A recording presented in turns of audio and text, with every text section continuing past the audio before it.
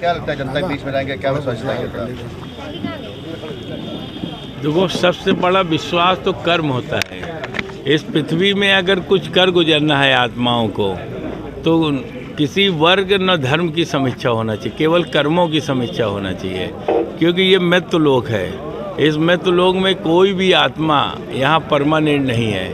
घर से लेके बाहर तक, चाहे पिता पुत्र ही क्यों ना हो, केवल कर्मों की समीक्षा होना चाहिए। इस वजह से पूरे प्रदेश में भाजपा की हवा चल रही है और भी विरोधी दल अपने पे दावा ठोक रहे हैं, आप उनके लिए क्या कहना चाहेंगे? ऐसा इतना पवित्रता अभी तक हुआ नहीं, बहुत लंबे समय बाद इतनी पवित्रता हो रही है। और खासकर जो सनातन धर्म को मानने वाले लोग हैं और जो हिंदू समाज हमारा है, वो जाग चुका है, एकजुट होकर फिर योगी को मुख्यमंत्री बनाना चाहता है। जय जय श्री राम, जय जय श्री राम।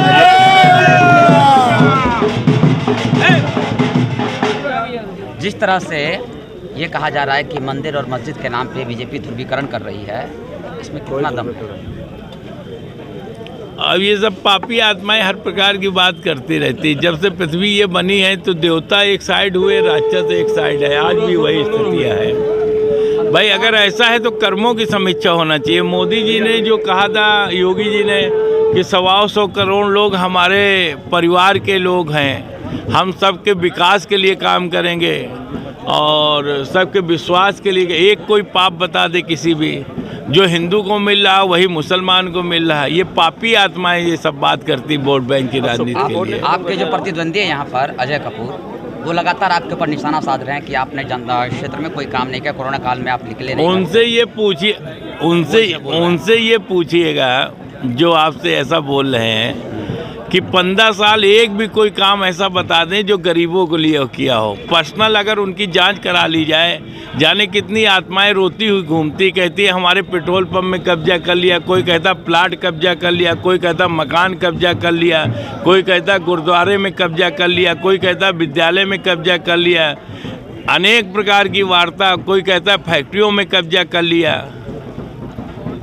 हम तो हॉस्पिटल लेकर आए कोरोना में, और उसके बाद भी, और हमारा 5 साल का कार्यकाल रहा, वो भी 2.5 साल कोरोना में गया।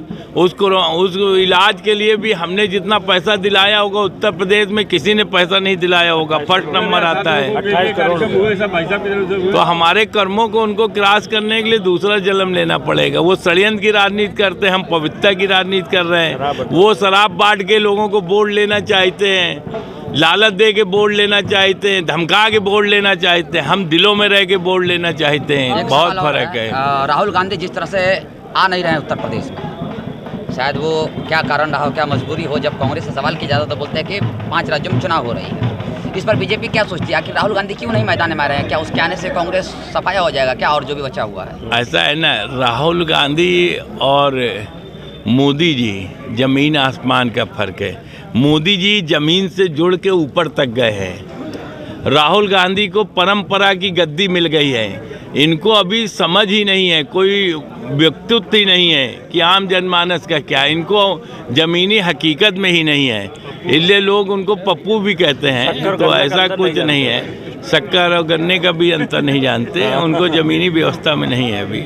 अखिलेश जी बड़ा अपशब्द कह रहे हैं और उन्होंने अपने दावे ठोके मेमोरेंडम में बताया है कि अगले 5 साल तक वो मुफ्त राशन बंटवाएंगे। अगर योगी 2 साल बंटवा रहा है तो हम 5 साल बंटवाएंगे। और सबका खाता, ये लगातार जो योजनाएं चल रही हैं, मोदी जी ने भी अभी बोला, ये लगातार जनता की योजनाएं चलती रहेंगी, इनको बंद नहीं किया जाएगा। और इसके पहले ये कई बार मुख्यमंत्री बने, इनके पिता मुख्यमंत्री बने।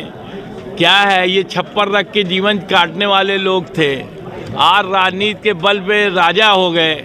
तो ये सब पापी आत्माएं हैं, इनकी बात का अब जनता पे कोई असर नहीं है। इसीलिए जातीय आंदोलन खड़ा करके इन लोगों ने अपना संगठन बनाने का काम कर लिया। तो ये सब कर्मों की पृथ्वी है, इसलिए जनता हिंदू जागा है, इसलिए अब पाप में नहीं आएगा कोई। फिर से यूपी में पूर्ण बहुमत से आ रही है, 101% पूर्ण बहुमत से। अब की बार 350 पार, 350 प्लान, 350 पार। जय जय श्री नगर विधानसभा 1 लाख पार। जय जय श्री आप एक बात बताइए, एक मिनट, एक सवाल और है कि जिस तरह से बसपा इस बार साइलेंट है ना, और जो ओवैसी हैं उनकी ही पार्टी लड़ रही है।